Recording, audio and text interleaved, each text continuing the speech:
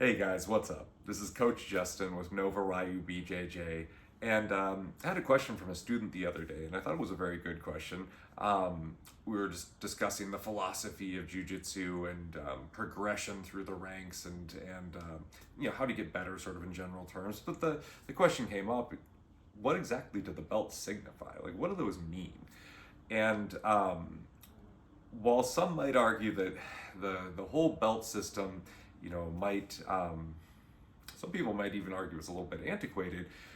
We don't need it, or others might argue that too much importance is placed on this when it really should be just on the content of the training and what the students are pulling out of that in terms of the effectiveness and how they add it to their games, and maybe the community and the other sort of health benefits of jiu-jitsu, those functional things, rather than this artificial system that we put in place as a weird mix of subjective and objective that we use to judge ourselves, and how good our jiu-jitsu is.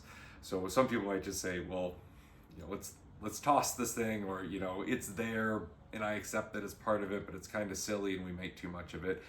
And I think those thoughts both have merit. That either we don't need the belt system, or it's just viewed a little too it's too overly emphasized in some people's minds. However, I do view it myself personally as an integral part of jiu-jitsu. And I think it has some utility, a lot of utility, in fact, for both the student and the teacher, and just the jiu-jitsu community as a whole. But what do they mean? And, this is going to be my personal take. So I've been doing jiu-jitsu on and off since 1997. I'm a black belt in jiu-jitsu. I run my own school, and I'm a black belt in judo, and have trained other martial arts that have belt systems. So that's my personal background on this. And in my estimation, the belts do a number of things. In a strictly functional sense, they should be, and usually are, a marker of who you're able to hang with in terms of rolling or sparring. So if in general you're submitting purple belts and blue belts and white belts, but you can't quite submit brown belts or black belts, you're probably a purple belt. In very general terms, I think that's pretty accurate. And if you go to just about any jiu-jitsu school anywhere, that plays out to a large degree.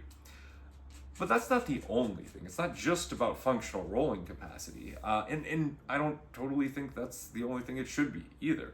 There are a number of other factors that could be attached. So in some ways, and this might make some people cringe, but time in grade, or just time spent dedicating yourself to the art, I think means something.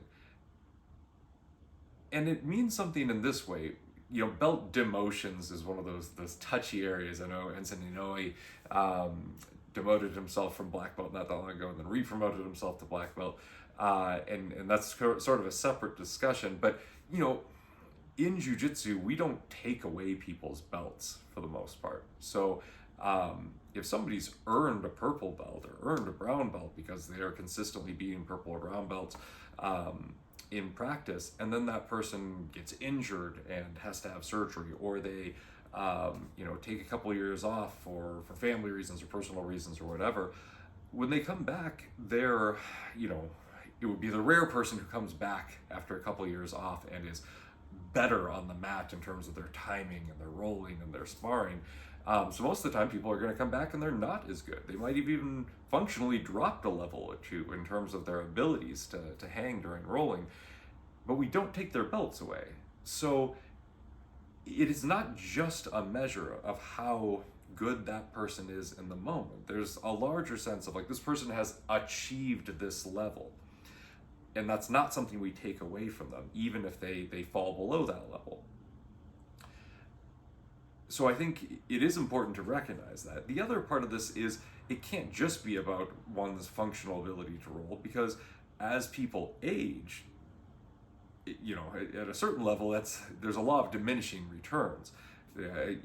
I watched Choke, the documentary about Rickson Gracie and the Valley Tudo competition. I think it's 1996, sometime in the mid 90s. But there's a part of this movie, this documentary, which everybody should watch. It's very, very good. But a part of this documentary, which I love, which is Rickson rolling with his dad, Elio Gracie.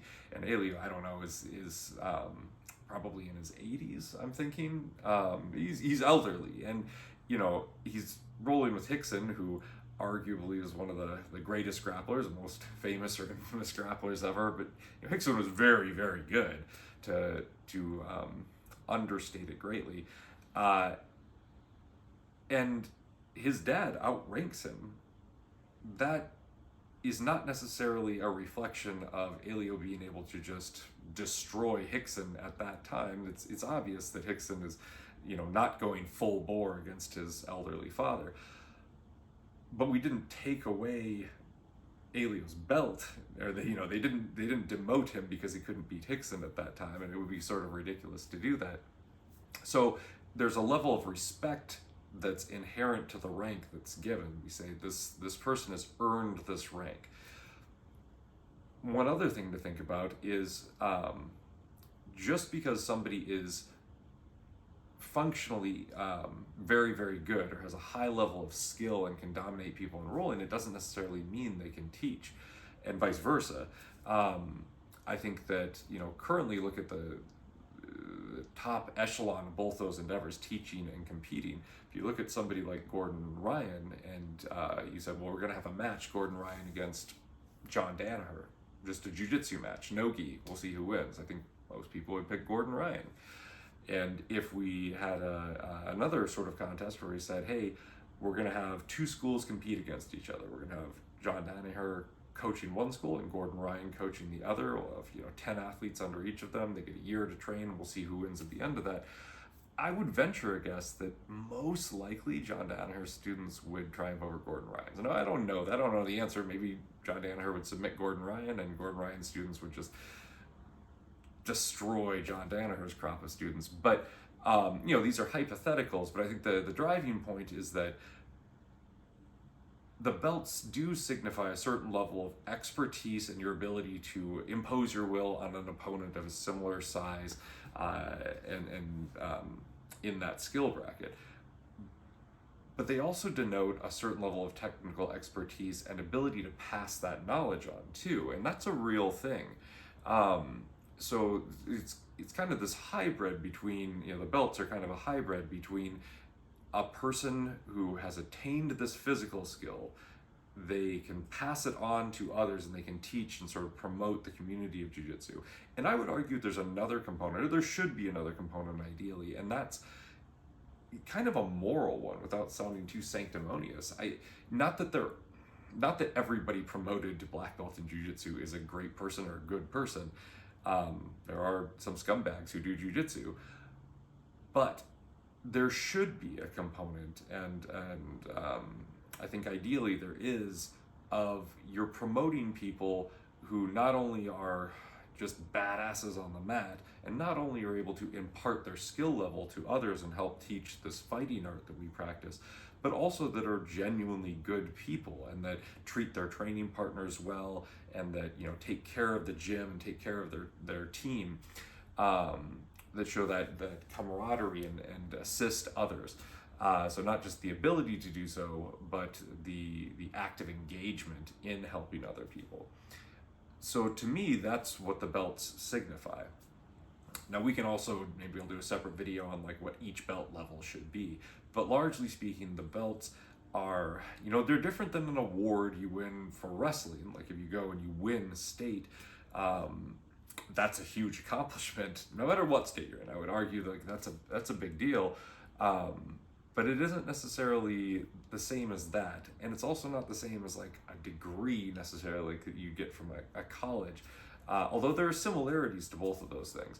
But it's this, in some ways, this trifecta of your technical ability on the mat, your ability to teach and pass on the art, and then how dedicated you are to the community and just to being a good person and kind of employing those skills that you've learned in a positive way that affects people for good.